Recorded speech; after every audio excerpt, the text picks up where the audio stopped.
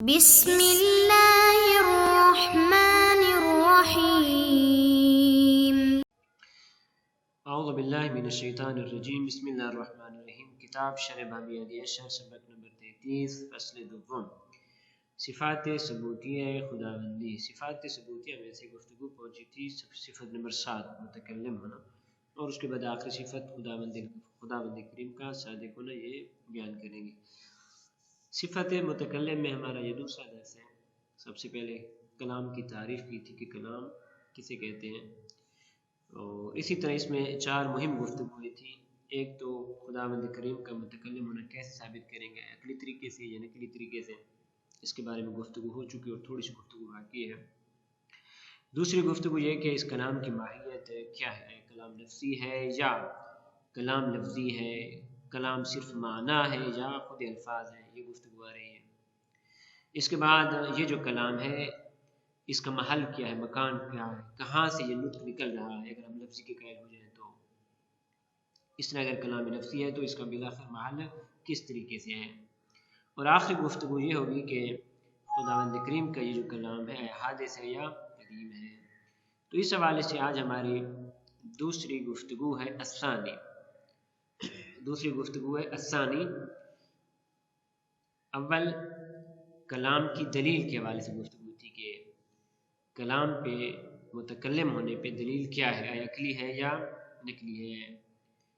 اشاعرہ نے دلیل پیش کی تھی نقلی کی، اور ایک نقلی دلیل امامیہ نے پیش کی تھی، معتزلہ نے پیش کی تھی۔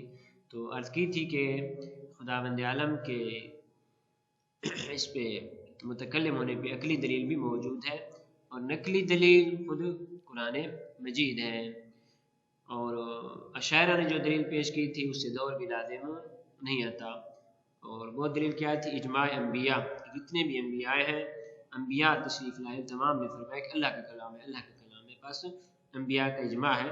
تو پھر جہاں سے گفتگو شروع ہو گئی تھی کہ اگر انبیاء کا اجماع ہے اور اجماع کو ہم بطور دلیل قبول کریں تو پھر سے دور لازم آتا ہے۔ خلاصہ یہ پچھلے درس میں گزر چکا، آج کا درس چونکہ تھوڑا سا لمبا ہے لہذا اسی پہ ہی ہم فوکس کرتے ہیں۔ الثانی فی ماہیت کلامہ، خداوند عالم کی کلام کی ماہیت کیا ہے۔ اس میں مشہور و معروف 2 قول ہیں۔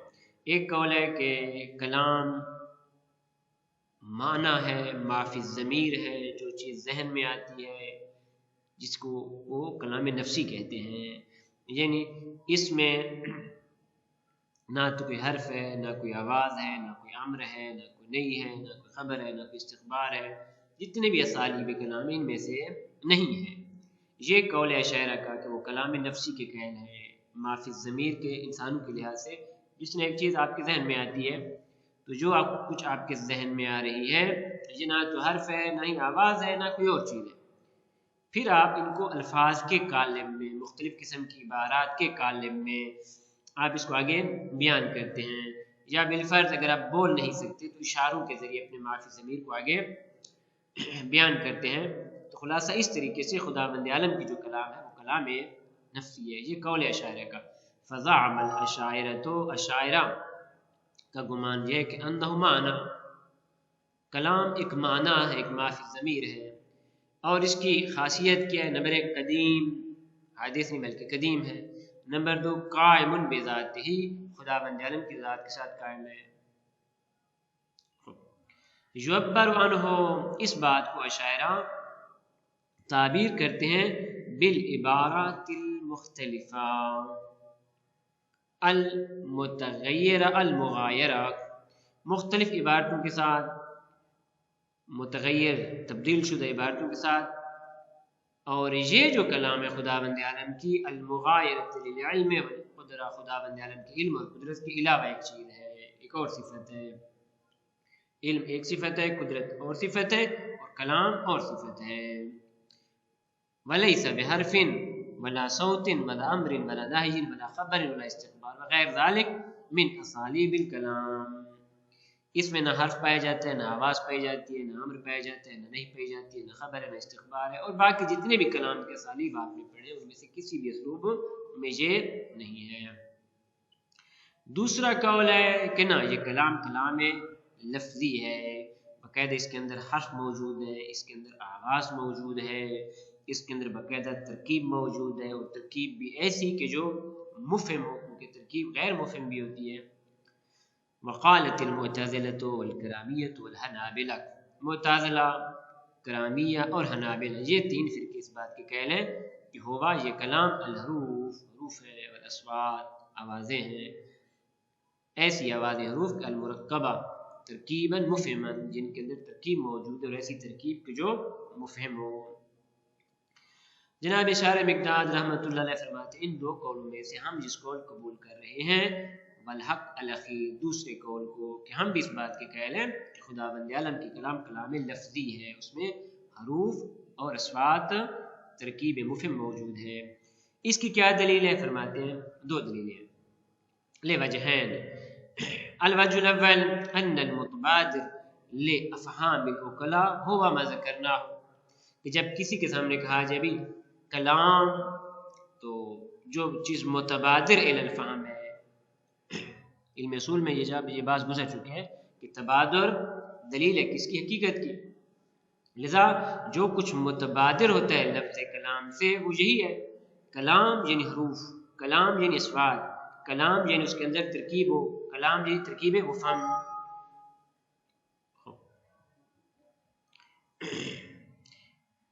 لذا کلام کا جو متبادر معنی ہے وہ یہی ہے، یعنی حروف، اصوات، مرکبہ ترکیبا مفہما۔ اور اس کی مزید دلیل شاہد اس پہ وَلِذَلِكَ لَا يَصِفُونَ بِالْكَلَامِ مَنْ لَمْ يَتَّصِفْ بِذَلِكَ، لذا وہ شخص کہ جو اپنی کلام کو اس طریقے سے ادا نہیں کر سکتا، اس کے معافی ضمیر میں معنی کافی سارے ہیں، اس کے ذہن میں معنی کافی سارے ہیں، لیکن وہ حروف اور اصوات کے ساتھ اپنی ان معانی کو متصف نہیں کر سکتا۔ مثلا قصہ ایک شخص بیٹھے ہوئے خاموشی سے بہت کچھ سوچ رہا ہے، لیکن ہم اسے متکلم نہیں کہہ سکتے۔ والاخرس، گونگا شخص، وہ بیچارہ جو بول نہیں سکتا، ہم کیا کریں گے؟ کلام نہیں کر سکتا۔ یہ پہلی دلیل۔ دوسری دلیل یہ کہ یہ جو انہوں نے کلام نفسی ذکر کیا ہے، اصلا اس کا تصور ہمارے لیے سخت ہے، کیسے ہم تصور کریں گے؟ اور اس کے بعد جب ہم تصور کریں گے تو جو چیز متصور ہو سکتی ہے وہ یہی ہو سکتی ہے کہ یا اس کلام نفسی سے جو آپ نے معنی بیان کیا ہے، یا خداوند عالم کی قدرت ذاتیہ ہے، یا خداوند عالم کا علم ہے۔ اور آپ پہلے کہہ چکے ہیں کہ نہ تو خداوند عالم کی قدرت ہے اور نہ ہی خداوند عالم کا علم ہے۔ الثانی ان ما ذکروا غیر متصور، جو تعریف کلام کی انہوں نے کیا کلام نفسی وہ اصل متصور نہیں ہے۔ کیوں؟ فإن المتصور، جو کچھ تصور اور ذہن میں آتا ہے، دیکھیں پہلے تصور کا مرحلہ ہوتا ہے پھر تصدیق کا۔ جب ہم ایک چیز کو متصور نہیں کر سکتے اس کی تصدیق کیسے کریں گے، اس کو قبول کیسے کریں گے؟ فإن المتصور، کیونکہ جو آپ کی بات سے جو چیز متصور ہو رہی ہے، اما القدرت الذاتیہ، قدرت ذاتی خداوندی ہے، لیکن قدرت ذاتی اس طریقے سے کہ التی تصدر عنہا الحروف والاصوات، جس سے حروف اور اصوات صادر ہوتے نکلتے ہیں۔ وقت قال ہو غیرها، اور آپ پہلے کہہ چکے ہیں کہ یہ جو کلام ہے خداوند کی قدرت نہیں ہے۔ او العلم، یا جو کچھ متصور ہو رہا ہے وہ علم ہے۔ وقت قال ہو غیرہ، اور یہ بھی آپ نے کہا، انہوں نے کہا اشاعرہ نے کہ علم تو نہیں ہے۔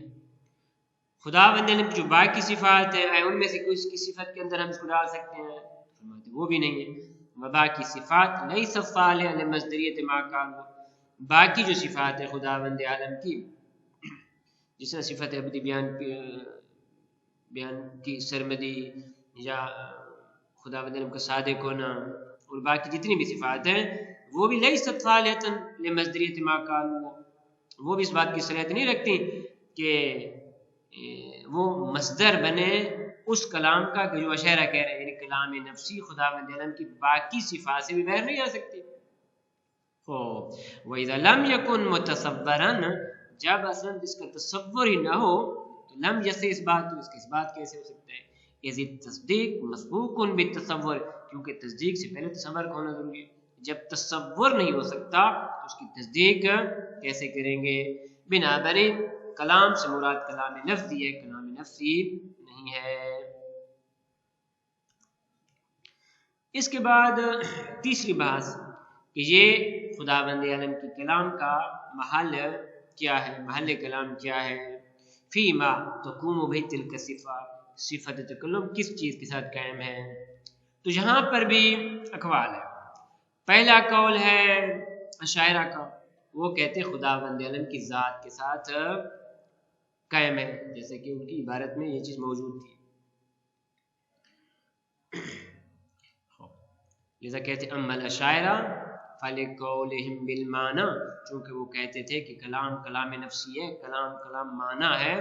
قالوا انہا قائم بذات تعالی، لذا وہ کہتے ہیں یہ معنی خداوند عالم کی ذات کے ساتھ قائم ہے، بس محل ان کا خداوند عالم کی ذات ہے. اور اس کے مقابلے میں جو گروہ تھا کہ جو کہتے تھے کلام کلام لفظی ہے نفسی نہیں، پھر ان کا اختلاف ہے. واما القائلون بالحروف والصوت، جو کہتے تھے کلام یہ الفاظ یہ حروف اور یہ آوازیں ہیں، فقد اختلافوا، ان کا اختلاف اس طریقے سے ہے کہ فقالت الحنابلۃ والکرامیہ، حنابل اور کرامیہ اس بات کے قائل ہیں کہ انہ قائم بذاتہ تعالی، یہ حروف یہ آوازیں خداوند عالم کی ذات کے ساتھ قائم ہیں. فعندہم هو المتکلم بالحرف والصوت، ان کی نگاہ میں متکلم خداوند عالم کی ذات ہے اور بولتا بھی ہے حرف کے ساتھ، صوت کے ساتھ.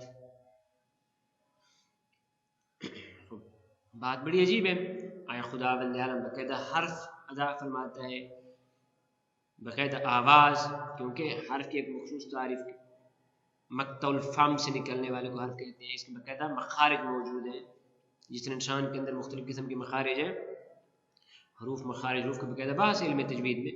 اس طرح بس صوت اور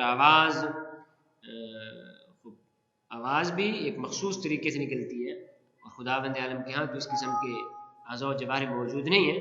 تو بس کس طریقے سے وہ کہتے ہیں کہ خداوند عالم متکلم ہے حروف اور آوازوں کے ساتھ.